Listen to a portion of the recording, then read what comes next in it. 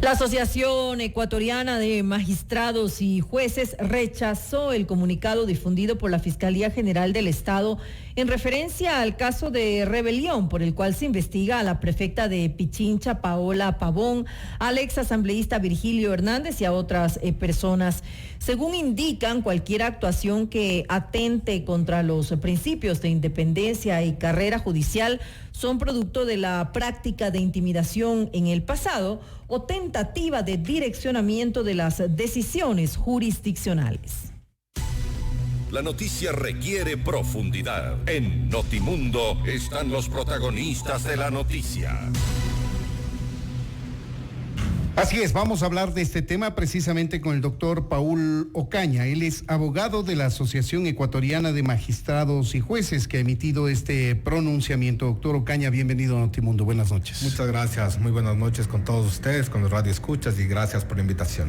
Ha recibido muchas críticas, especialmente en redes sociales, el pronunciamiento de la Asociación de Jueces y Magistrados, en el sentido de que antes esta asociación no se ha hecho presente durante 10 años en los que hubo un manejo político, si se quiere, de todo el sistema judicial de nuestro país. Sí, muy buenas noches. Primero, antes de ello, permítame dar lectura nada más a un comunicado que han emitido hoy la asociación.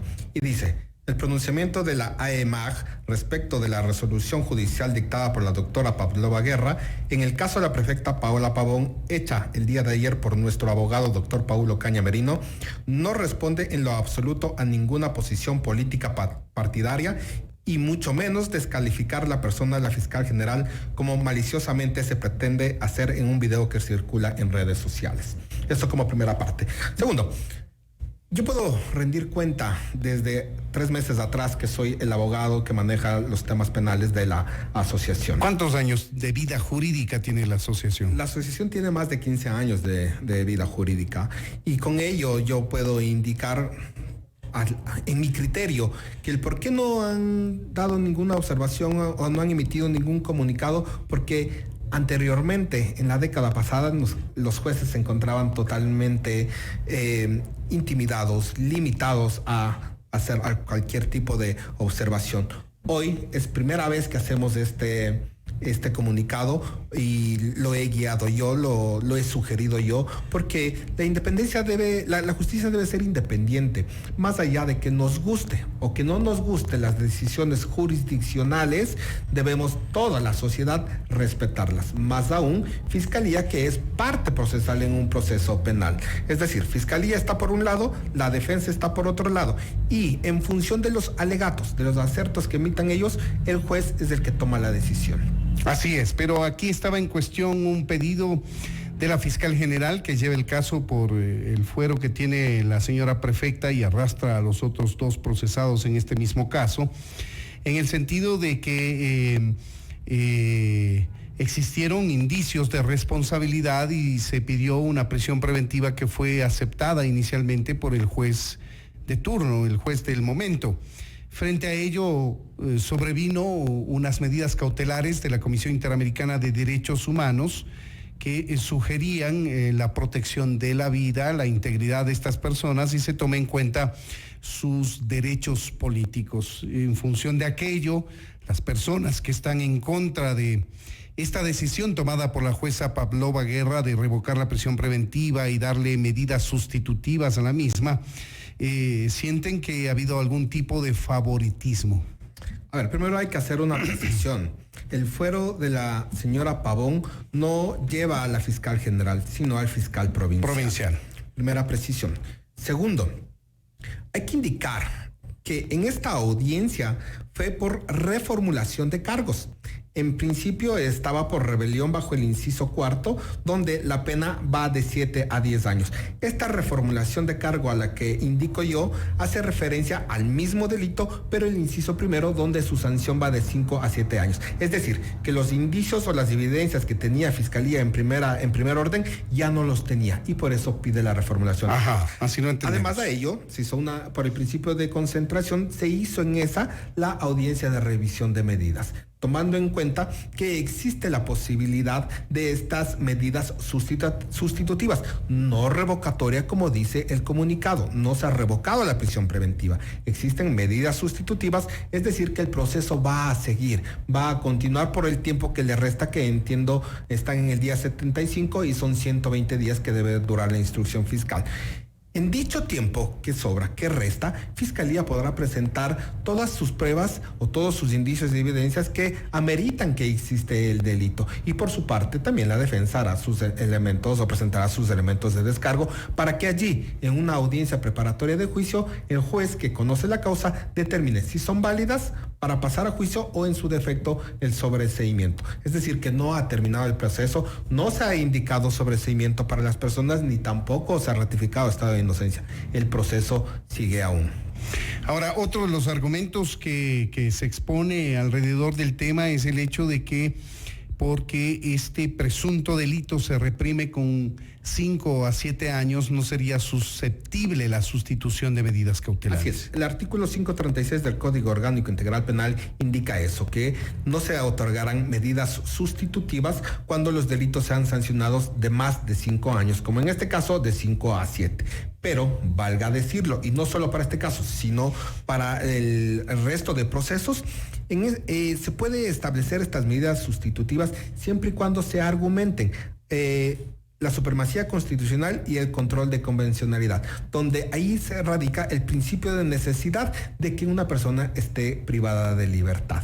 Hay que indicarlo y claramente que la prisión preventiva es de última ratio. Nosotros como país, como Estado ecuatoriano, ya hemos sido sancionados por la Corte Interamericana de Derechos Humanos. ¿En qué procesos? ¿En qué casos? Quintana Coello y otros versus Ecuador, que fue el 23 de agosto del 2013, reciente, y el otro en el caso Chaparro versus Ecuador, donde fue sancionado ya nuestro país por hacer uso excesivo de la prisión preventiva. No porque inicia un proceso a través de la formulación de cargos quiere decir que necesariamente se debe ordenar la prisión preventiva. Todas las personas, los ecuatorianos tenemos este derecho a defendernos en libertad. Y eso no quiere decir, uno, que ya hay sobreseimiento o hay inocencia, así como tampoco que hay culpabilidad, porque el proceso va avanzando. Está absolutamente claro. No obstante, hay criterios de colegas suyos que sostienen que hay una suerte de favoritismo por su condición de dignataria de elección popular, porque mire usted, a veces se reduce a presión a personas que no han cumplido con la pensión alimenticia, por ejemplo, y esos días de detención que sobrepasen los 3 son motivo suficiente para que la persona que fue detenida por esa causa pierda su trabajo. Vamos a analizarlo nosotros desde el punto de vista de derecho, más no del punto de vista político. Estamos en una instrucción fiscal donde se ordenaron medidas como la prisión preventiva. Existe una sugerencia por parte de la Corte Interamericana de Derechos Humanos que hace referencia a este caso en específico, tomando en cuenta que estuvieron aquí estas personas por lo que ocurrió en el mes de octubre. Hay una reformulación de cargos donde baja, si bien es cierto es del mismo tipo penal, pero baja el inciso y la pena que castiga ello, donde se determina o se alega la posibilidad de defenderse en libertad. Todo ello acumulado obviamente permite a que la jueza pueda ordenar estas medidas sustitutivas sin que caiga en un prevaricato como se ha indicado en el manifiesto por la Fiscalía General del Estado. ¿Por qué? Y esto lo digo para mejor entender de las personas que nos escuchan. Existe el Código Orgánico Integral Penal que establece la ley penal o cómo debe ser sancionado y el procedimiento, pero encima o arriba de ello está la Constitución y arriba de ello está norma internacional. Por eso es que la jueza Pavlova Guerra, cuando da su motivación, ella lo hace por supremacía constitucional y control convencional, la motivación para haber permitido estas medidas. Otro de los temas que se arguyen, y quiero remarcar en esto, no es que más que un rumor desde mi punto de vista, porque yo no he podido corroborarlo, pero se dice que la jueza Pavlova Guerra tiene un hermano que es de carrera, funcionario del Consejo Provincial de Pichincha y muy cercano a la Revolución Ciudadana, agrupación política a la cual se pertenece la prefecta y que de manera muy activa ha estado pugnando por la recuperación de la libertad de la prefecta.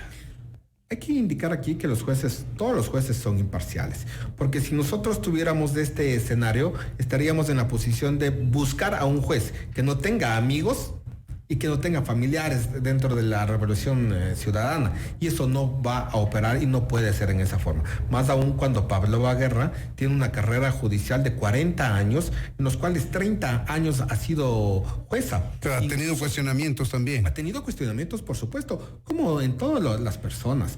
Hay que tener claro aquí, cuando hay un juicio, cualquiera de ellos, civil, penal, cualquiera, tenemos una parte ganadora y otra parte perdedora. Los perdedores siempre van a atribuir o van a querer justificar la pérdida del proceso, indicando este tipo de razones. Pero no es así.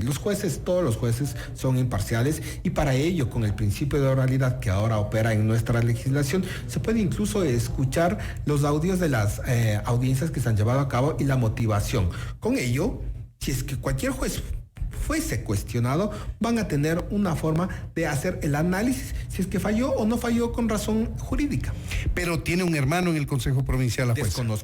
Desconozco ello. No sé si tendrá hermano, no lo sé. He visto, he leído, he escuchado en redes sociales, pero la verdad que no lo podría indicar. Ahora, doctor Ocaña, la consecuencia práctica, digamos, de esta decisión judicial de la jueza Pavlova Guerra es que esta permitió que no pierda el cargo de prefecta de la provincia de Pichincha la señora Paola Pavón. La doctora Pavlova Guerra dio su resolución dentro del proceso penal sin saber, sin indicar o sin pensar si perderá o no perderá. No, de acuerdo. No tiene nada que ver. Pero la consecuencia práctica. Es una consecuencia, sí, pero no quiere decir que la Pavlova Guerra se le pueda atribuir ese escenario.